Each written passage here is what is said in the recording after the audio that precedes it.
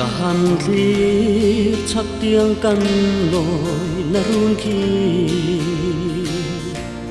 chim khua lần arang lo kanua me sum tua la chun nen ten bia thu min la rai ra te akan tuan natlang ka ngai mange rai choi te nen ling te in kan runa siang lo inuam ve mo nu tiang liam nu thin lai ru ka hian mo thu vadi ngai chun tong lo ka yang e na vang ka thei thei lo loi thin lin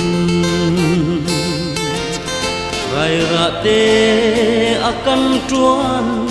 natlang ka ngai mange rai choi te nen ling te in kan runa siang lo inuam ve mo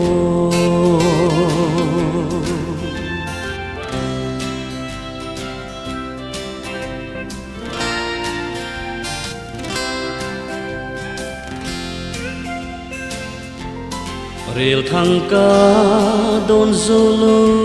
chunun nem te darang kan